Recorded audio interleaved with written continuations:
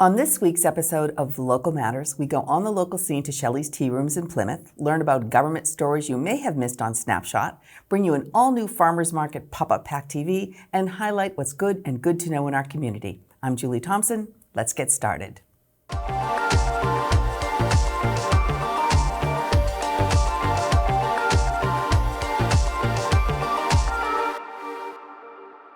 After successfully running 2 award-winning tea rooms in their native England, Sean and Michelle Sinclair were inspired to bring authentic English tea rooms across the pond. Lucky for us, they chose Plymouth, Massachusetts for their next adventure. Here on the local scene, Shelley's Tea Rooms.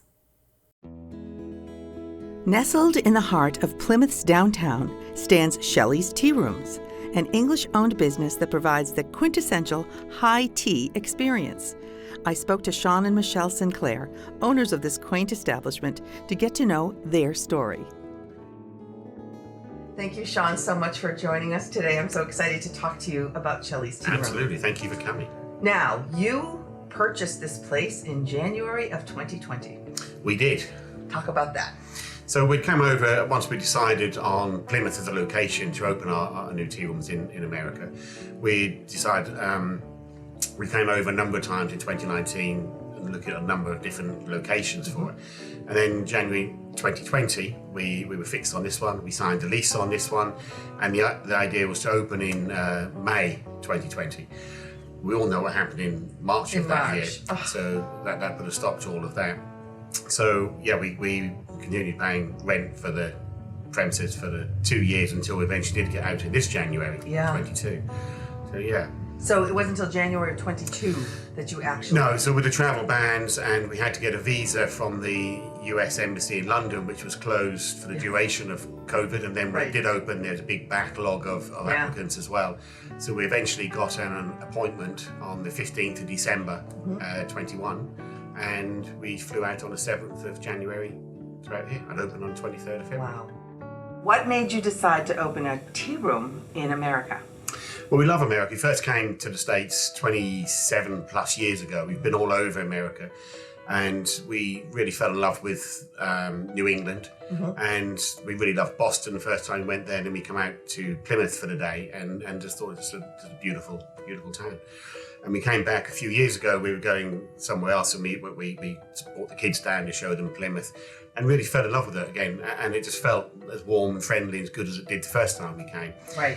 And it was missing the tea rooms. And with the link to the Pilgrims, which seemed an obvious location to open one. Right. We had 2 in the United Kingdom prior to that for 12 years. You ran 2? We had, yes. You and Michelle? Yes. Okay. Yeah, for 12 years. Are they still, did you sell them? Or we sold them, yes. Okay. Yeah, the last one went through this January, just crossed over by a week while I was moving out here. So this is your baby? This is it, fully committed. This is our baby. This is it, okay. Now, what were some of the biggest challenges that once you were able to open, that you have run across? Well, once we are in country, it's all gone quite smoothly once we're in country, because we had to do a lot of renovations. This was a very different space when we took it on. There's offices all the way out here. So we had to do that remotely, 3,000 miles away from pictures we took in that January. So we sort of counted. So you had to actually design this remotely? Yes, yeah. So we're counting ceiling tiles to work out that's 26 beautiful. feet and this is 12 feet and whatever. And trying to liaise with contractors from the UK and the language barrier, because you call things here different to what we call them in England, which you don't expect because we share a common language. Right. So that was very challenging. So once we actually got here, most of what we'd wanted was already done. So it wasn't, that difficult then.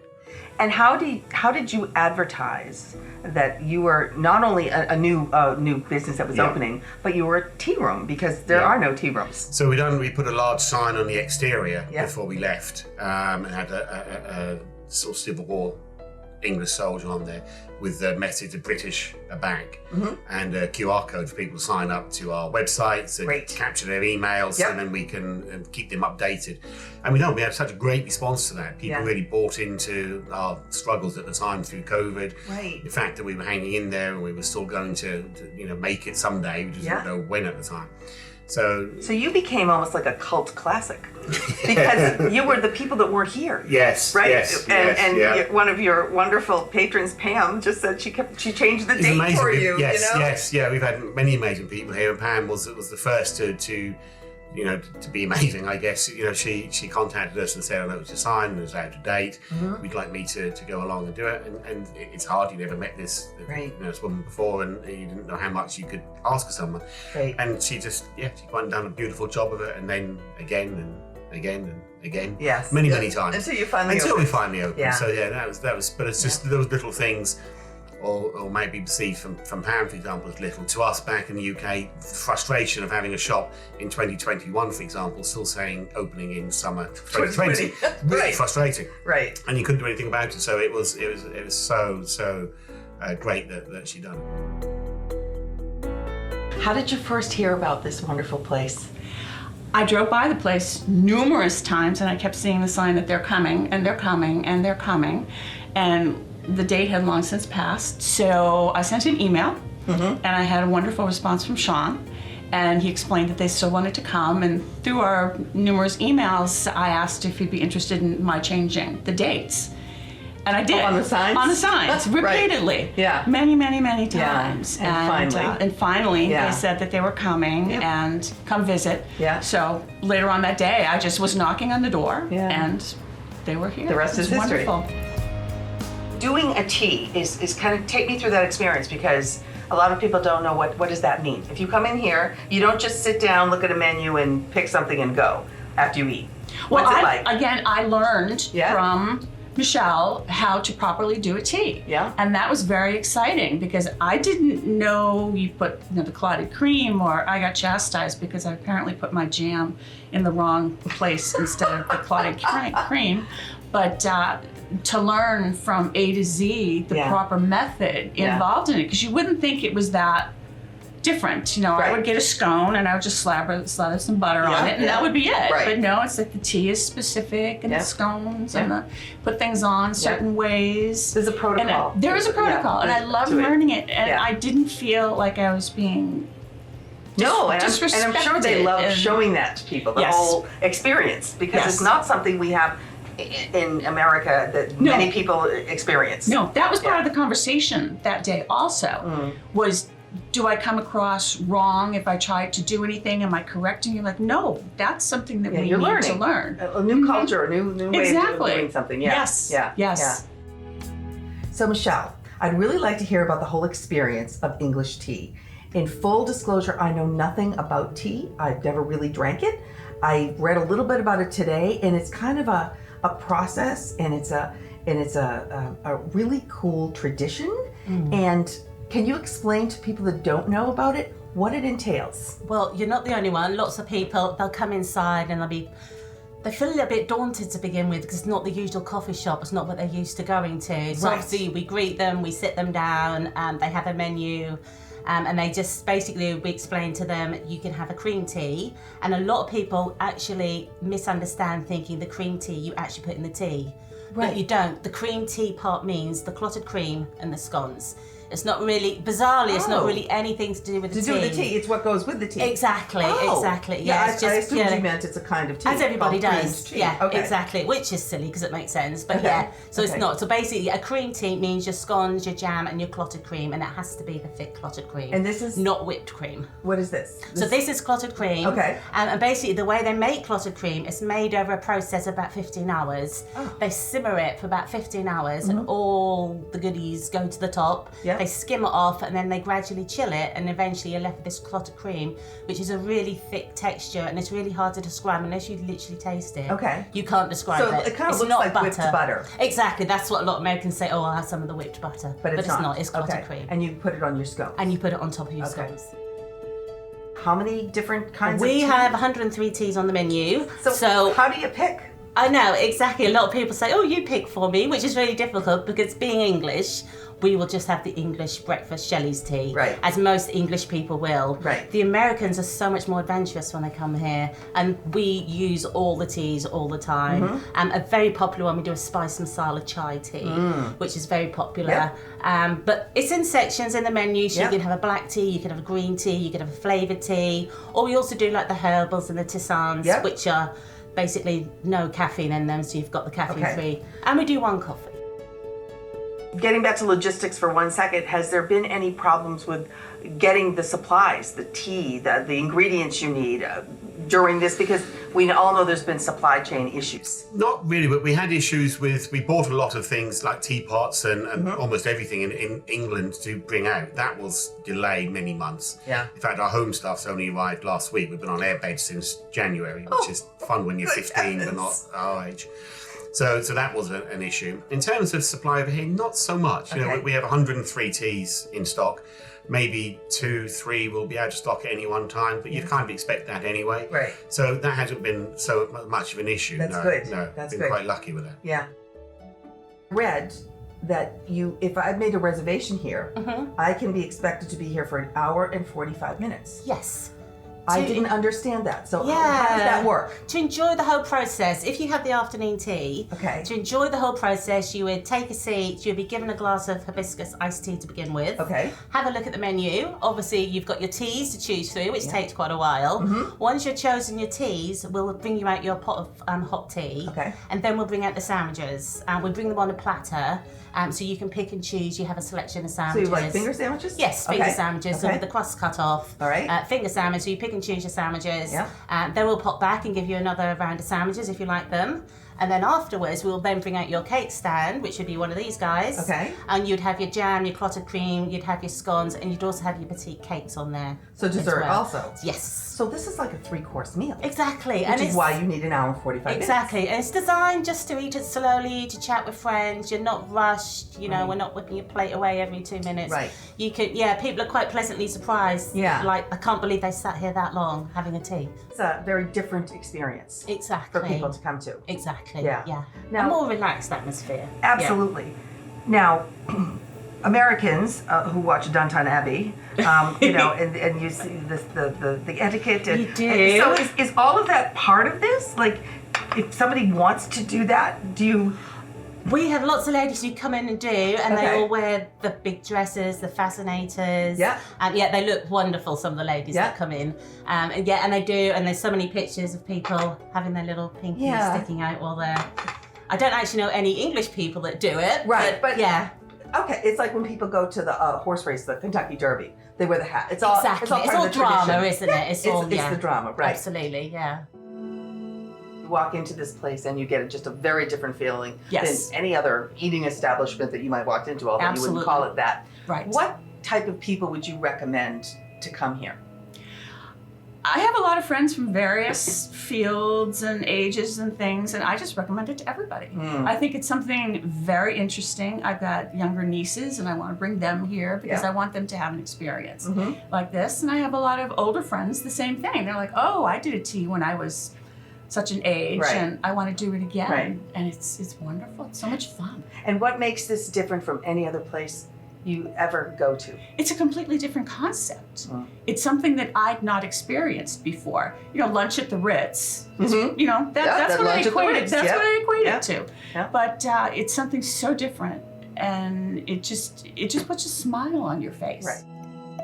It's only you and your husband Yes. on your staff. Yes. And it's only been you and your husband on the staff since you've opened. Yes. Talk to me about that. It's hard work, but I think because it's still so new and we're still so passionate about it, we've still got the energy and we still love it. Yeah. But it's difficult. I mean, And you've tried to get help. we've tried to get Obviously, help. right. We had offered the job. In total, we've offered a job to 3 people, Yeah. and neither of them actually got round to starting. We did interview somebody again yesterday. He seems quite hopeful, so we'll see how that goes. Fingers Yeah, exactly. Yeah. We just started someone with the same passion as what we've got, and Right. you can't just take anybody on. So Yeah. Yeah. This, I would think a very a unique personality would want to work here. yeah, And would yeah. want to really involve themselves in the atmosphere and the Exactly. history and Yeah. it's kind of it's a very classy place. Thank you. A very Thank classy you very place. much. Very nice. Yes.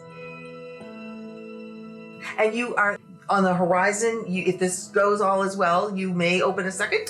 The plan was always to open a second one. It's because of the success so far that's kind of being accelerated. The issues around staffing, Yeah, which I know we face not just locally but globally, absolutely. is the deciding factor. That's around staffing. We're struggling to get the staff, as I know many people are. Right. And it's really that, if we can conquer that one, then we would look to take a second location on, yeah. Excellent. Anything you'd like people to know about Shelley's Tea Room that they might not know that's a fun fact or something unusual? No, we have a dog called Buddy, and everybody loves him. Everyone in Plymouth knows him. Yeah. Everyone that comes here loves him. He's just here, and you have to step over him sometimes. Because Buddy is part of the family. He is part of the family, yeah.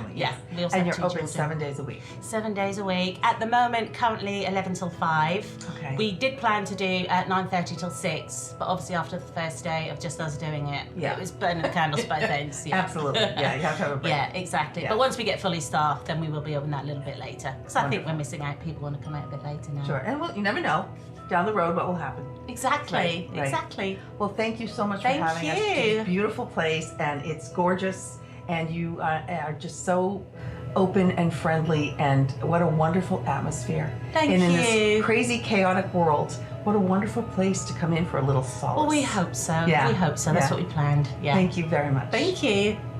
A cup of tea is always a good idea. Visit Shelley'sTearooms.com to plan your visit.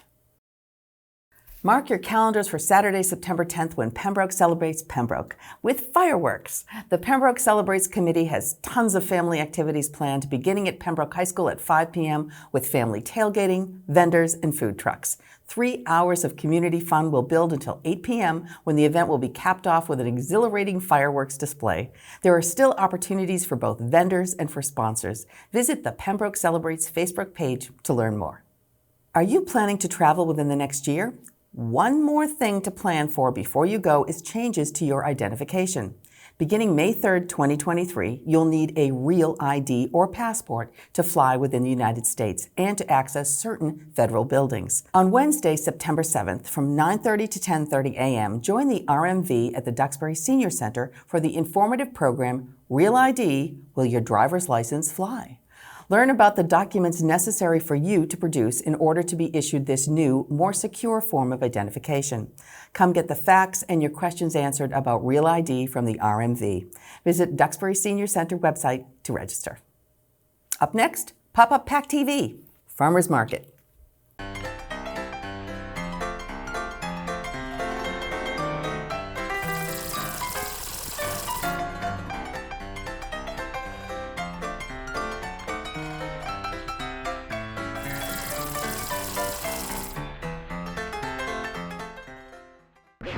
I'm Tiff Phillips from the local scene by PACTV, and we're back at the Plymouth Farmers Market at Plymouth, Patuxent. It's going to be a great day to meet some new friends. Let's see what these folks have to say.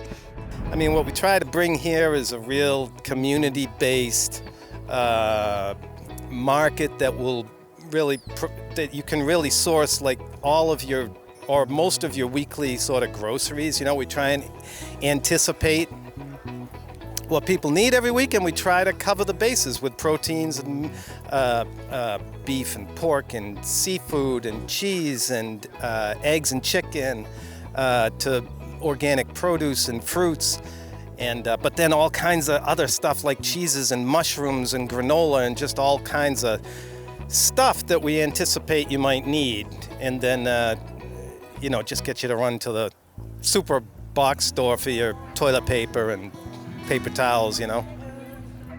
The best part of the week is to come here and enjoy all the people here and all the vendors. I've been a fan of the farmers market for years. Dave does a wonderful job, and I like coming and getting fresh produce. Susan, what keeps you coming back to the farmers market? I love all of the local food, the great vendors here. We love Dave and all of his veggies. I love the coffee, and I really love supporting all of the local farmers. Hi! Don't be sorry, I love this. This is Anna, and this is Tom, my husband, and I'm Judith. And we love shopping locally because we support the local economy, and we have our favorites from coming here year after year. We just love the homegrown, fresh produce. I especially enjoy the free entertainment. That's it. What keeps you coming back to the farmers market every summer? So I've been coming to the farmers market long before I was a vendor. For me, it's my favorite day of the week. It's all about community. I love the community in which I live in, and it's important that as business you get to know your community. So, okay, you grew up on a farm in New Zealand. Can you tell us a little about that? Does that influence your decision to come to the farmers market? So yeah, I grew up in New Zealand on a farm. It's so important to me to know where my food comes from, which brings me to the market every week. I was coming shopping as a customer long before I came as a vendor, but it's so important, I think, for people to know where their food comes from these days. Laurel, why do you love farmers markets so much? I have a lot of experience working at farmers markets, and I've noticed that it's a great way to connect with the community, and just it's great to shop local and connect. So you guys have been here for 9 seasons now. What brings you back every year? Well, you know, the people, the atmosphere, and selling good pizzas. We also have a consistent following, and glad to have those people return every year. Well, I think that it's very important for us to support local businesses so that they can stay in business and we can continue to get wonderful food, all kinds of products from them, and we just want them to stay in business. Robin, I want to know a little bit about your business. Why was it important for you to make allergy-friendly products? Well, there's so many people out there today that have really specific needs for their diets and what they eat. A lot of people have chosen a vegan lifestyle, and there's so many people today with food allergies that it became our mission to be able to have them be able to have a delicious frozen treat. That's why we do what we do. We have people who haven't been able to have ice cream we had one lady who hadn't had ice cream in 13 years. And when she had our chocolate Oreo ice cream, she wept tears of joy. And it was a great moment for us when we realized that we had a true mission here in doing what we do. This is your first year at the farmers market. What brought you here? So we wanted to bring people a really healthy organic treat that didn't have any artificial dyes, sweeteners in it, and just to be around the people and experience and get the joy out of seeing smiles on kids' faces. I've got to say, I've been doing farmers markets for over 10 years, and this one is my favorite. And it's got a huge variety of food to choose from here. It's just some of the products that I want. You know, the vegetables are organic. We've got a couple of organic farms here. 2 organic farms. There's various products, wonderful baked goods. There's fresh mushrooms here, wild mushrooms. And we have a honey business that we've been doing this market for like 10 years. So, and we have honey lemonade and honey margarita mix. And yeah, you should come on down. It's a gorgeous place to go shopping, and it's a great time. We come to the farmers market every other week and promote different programs that we're doing, have calendar of events for everybody to take a look at, and usually some giveaways for the kids. And we're also here promoting our summer reading program for the summer, since summer has now officially started. So we're here signing people up for the program and just getting the word out about what's going on throughout the summer. And Miss Maddie with the Children's Department will also be here for story time at 4:30. Parker, what's your favorite food? Tomatoes, Why tomatoes? because they taste good. What are your other favorite foods? My other favorite food is tacos. Oh, tacos are great. What do you like on your taco? I like on my tacos meat, and then I like lettuce, and then I forget. Do you like cheese on it? Like, do you like a ton of cheese? Yeah. Same. Any other food you like? I like strawberries. Ooh, you're a healthy eater. I like it. High five. If you could go on vacation anywhere in the world, where would you go? I would go to the Bahamas because it's very tropical and relaxing there. And there's a lot of beaches too. So Delia, what's your favorite food? Turkey and cheese. Why turkey and cheese? Because I can put it in a sandwich. It's been a great day at the market. We want to thank Plymouth Farmers Market for having us here today. Make sure to check out Facebook, Instagram, and Twitter for upcoming pop-up PACTV events, and make sure to check out what's good and what's good to know on our YouTube channel. From all of us at PACTV's Local Scene, we thank you for watching. We'll see you next time. The Plymouth Public Library invites you to a multi-sensory treat with Fireside Friday on August 26th. Gather in the Shift Garden from 5:30 to 7:30, where local food historian Paula Marcoux will offer up some savory morsels and delicious bites, perfect accompaniment for a selection of brews from the Mayflower Brewery. To make the evening that much nicer and complement the food and brew, Fireside Friday will feature live music from Hayley Sabella. Hayley grew up here in Plymouth, but is also an international star featured in Rolling Stone magazine as an artist you need to know. Food, brew, and music, Fireside Friday at the library is a feast for the senses you won't want to miss. Register via the Plymouth Public Library's website. The King Caesar House in Duxbury was built in 1809 for Ezra Weston II, recognized by Lloyd's of London as the largest ship owner in the world. His nickname was an homage to his success and lent itself to the grand home's name and the road it is located on, at 120 King Caesar Road. It stands today as a Duxbury Rural and Historical Society-owned museum, with many superb features nearly unchanged from their original construction.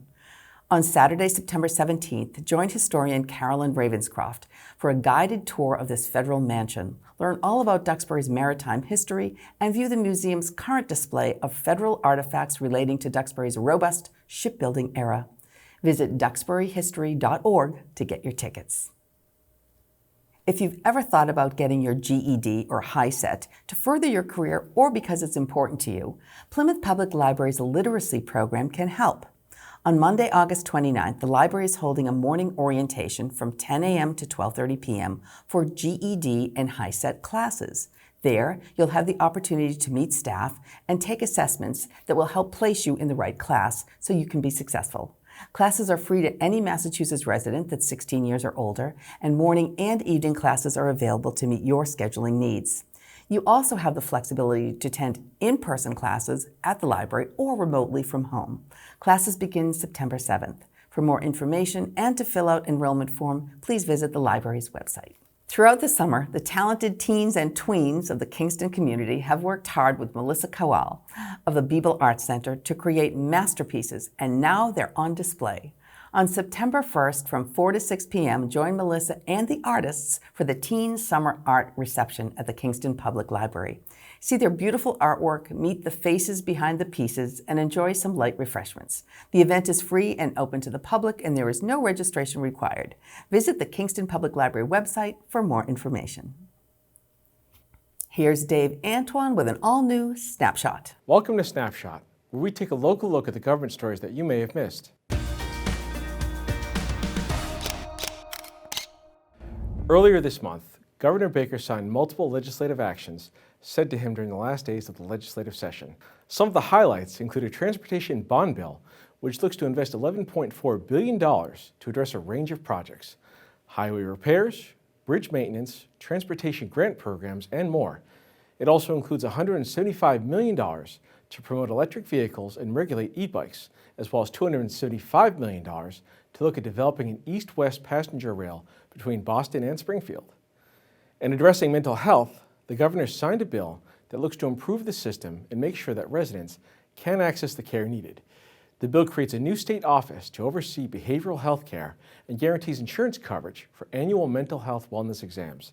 It also looks to address the issue of extended waits in emergency rooms for inpatient psychiatric beds, as well as expediting the admissions process for those under 18, and offers support for school districts for improved mental health services. On August 2nd, the Baker-Polito administration announced over $2 million in coastal habitat and water quality grants. The funds, provided by the Executive Office of Energy and Environmental Affairs Office of Coastal Zone Management, support efforts to address polluted stormwater runoff, as well as to develop coastal habitat restoration plans. The town of Kingston was one of the recipients of these grants for $665,000. The funds will be used to construct stormwater best management practices along Elm Street and develop a comprehensive habitat restoration plan for the Jones River estuary. This project will build on previous work funded by the Office of Coastal Zone Management to improve coastal habitat and water quality. expand shellfish harvest areas, and reduce beach closures in the Jones River and Kingston Bay. With the passage of the FY23 state budget, our communities will be seeing support for their towns and local organizations. The town of Duxbury will be receiving over $6 million in Chapter 70 funds for their school district, over $1 million in unrestricted general government aid, and $100,000 for coastal infrastructure improvements. Duxbury Facts, a community resource for mental health, alcohol, and substance abuse, will receive $20,000, and the Duxbury Fire Department will receive $25,000 for the HEART program for helicopter aquatic rescue training. The town of Plymouth will receive over $27 million in Chapter 70 funds for their schools, and over $4 million in unrestricted general government aid. In addition, the Nathan Hale Veterans Outreach Center will receive $40,000, and the Plymouth Waterfront Visitors Center will receive $90,000. You can find a full summary of the budget online at budget.digital.mass.gov. Discussion of the Pembroke Community Center project continues with an open public forum on August 23rd at 6 p.m. at the Pembroke Public Library.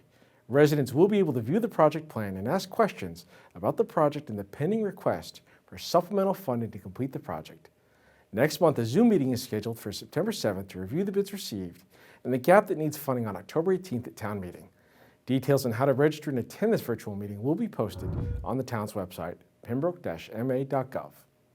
Thanks for watching this edition of Snapshot. I'm Dave Antoine, and we'll see you next time. With the uptick in active shooting incidents in recent years, many schools, businesses, and organizations have opted for active shooter training. And although it is not the most comfortable topic to discuss, it can help save lives. On Friday, September 9th at 10 a.m., join the Pembroke Council on Aging and Detective Horkin from the Pembroke Police Department for a video and PowerPoint presentation that will show how individuals can prepare for these types of events. You will learn how to observe and assess problematic behavior patterns, perform a threat assessment, and make sure you are as prepared as possible if such an incident should occur. There will be an opportunity for questions following the presentation.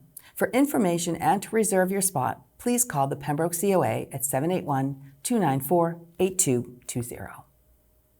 In a program that is a musical journey honoring the living story of the Wampanoag Nation, who live among us and upon whose land the town of Plymouth resides, on August 28th at 3 p.m. at the Plymouth Public Library, the Plymouth Philharmonic presents Two Worlds, One Land.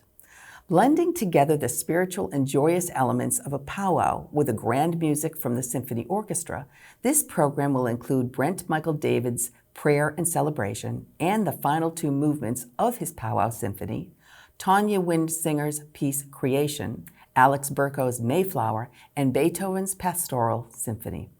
Former WBZ sports anchor Scott Wally will also be there to narrate, along with soprano Kristen Watson, who will be lending her voice and talent to enrich this incredible orchestral experience, which is free and open to the public. The concert is funded by the Town of Plymouth Promotions Fund grant program. For more information, visit the Phil or the Plymouth Public Library's website. And if you'd like to see more content from the local scene about what's good and good to know in our community, follow us on YouTube and social media at The Local Scene by PACTV. That wraps up this episode of Local Matters. From all of us at PACTV, have a safe and happy week. Thank you for watching.